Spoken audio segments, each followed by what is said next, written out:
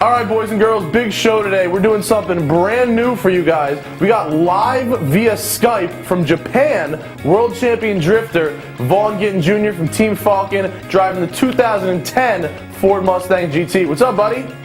What's happening? Dude, glad to have you on the show today, man. We haven't chilled in a bit. Yeah, man, thanks for having me. All right, when we come back, we're going to talk about, first of all, setting the world drift record and what you're doing over in Japan, hanging out with the Drift King and putting your 2010 Mustang fully sideways. Stick around, it's Garage 419.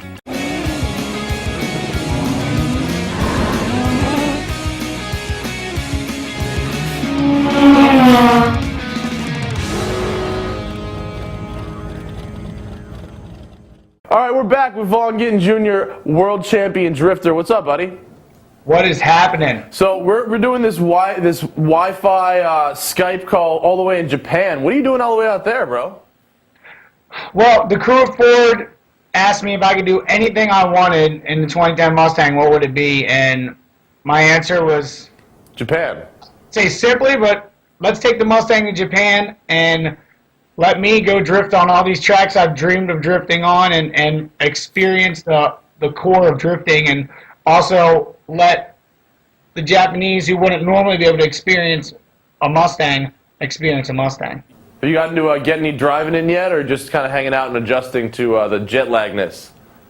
Yeah, the first night, no, man, it's been insane. Honestly, I've had like 6 hours of sleep in the last 2 days, and we got off the plane and went directly to check out the local street scene in Osaka, and checked out some toge and some of the ports where the guys hang out and have some fun. Yeah. And we went to Bihoku, which is a amazing drift course out here in Nimi, down south in Japan. In the U.S., you guys pretty much drift in like makeshift areas, sectioned off parts of racetracks or autocross tracks, whatever. Do they actually have dedicated drift tracks over there?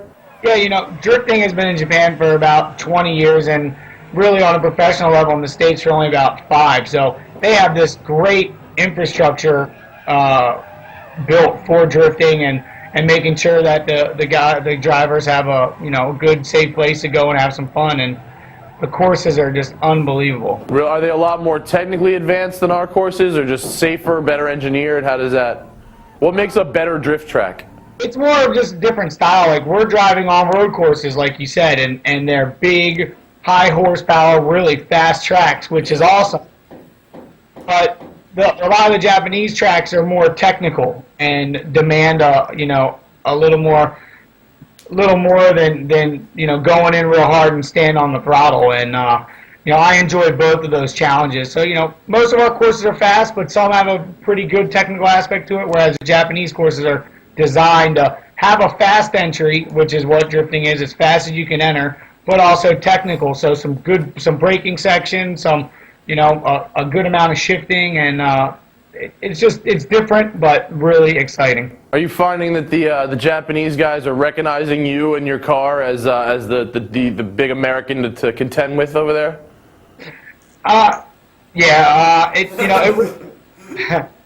It's really kind of mind-blowing how I didn't realize, I don't really think of myself like that so much, but when people, a lot of people come up and ask for autographs, I'm really surprised. I'm in Japan, but, it obviously travels back when, you win, world championship and you're in a lot of the Japanese videos. So it's an incredible feeling. I'm over here, fulfilling a dream that I've had for a long time, and it's just a lot of gnarly feelings going on, and it's just you never thought that I'm just a self-taught driver, and I never thought that all of this stuff would be going on in a matter of years, and it's just insane. And yet there you are. How are you finding the Japanese are taking to the Mustang?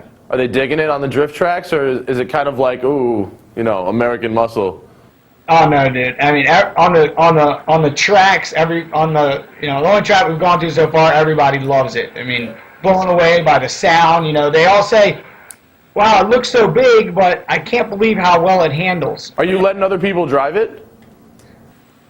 we didn't have time to, but the plan is to for tomorrow. Yes, some of the drivers will be driving. I took some people for rides, but you can kind of see that obviously it looks like a larger car, especially the ones driving around the streets in Japan. Yeah. And but when it's flying around the track, it's I'm running with all of their cars with no problem. And as far as just driving it through the streets, people are freaking out, taking pictures. That's awesome. And there's crowds come and check it out. I mean, it's a very impactful car. I mean, the new 2010 you've seen it, you're getting ready to drive it. It is beautiful. Yeah. Well, do you actually have a street car or do you have your race car? I have a showroom Ford Mustang GT, 5-speed with some Ford racing parts on it, like 550 horsepower. It's got the Whipple Charger kit. Some Ford racing parts. Yeah, okay.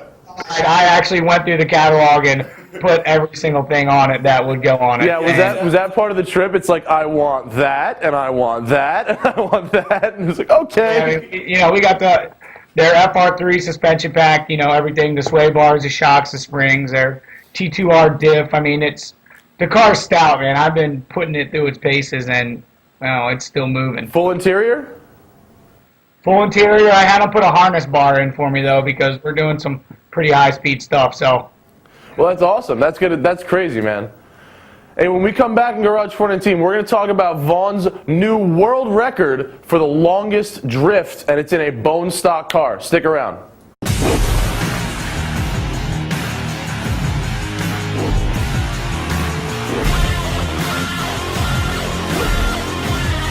Garage419.com. Be there. All right, we're back with Vaughn Gittin Jr., world champion drifter, and from Team Falcon and Ford. And so, Vaughn, I just saw a video on the internet of you basically getting what is referred to as the world record for drifting, and you basically go around in a really big circle, like a whole bunch of times. It added up to over a mile or something like that. Explain this to me.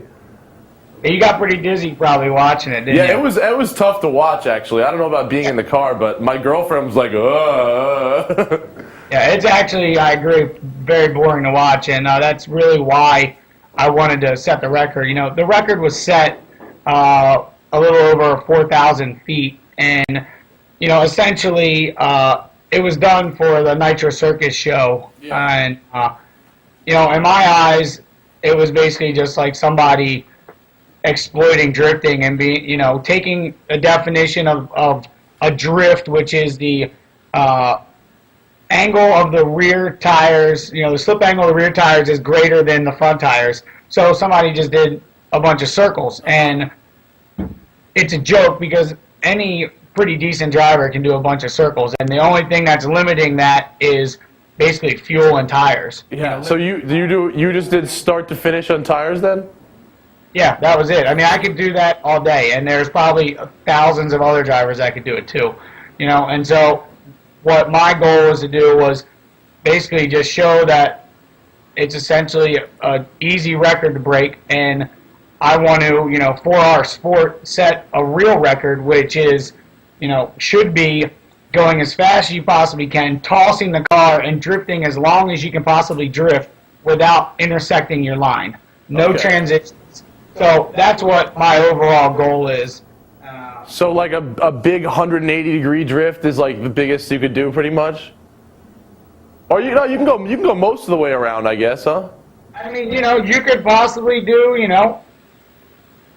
over a quarter mile is what I'm thinking. You could do Las Vegas Motor Speedway. I mean, you could go to a huge asphalt pad anywhere and do something huge. And I'm gonna figure out how to set it, or someone that watches this might go set it tomorrow. But it's gonna at least be a defined, real record that is drifting. So we got to wrap it up, but hopefully we're gonna check back in with Vaughn on Fastlane Daily. And thanks so much for being on the show, dude. Really appreciate it.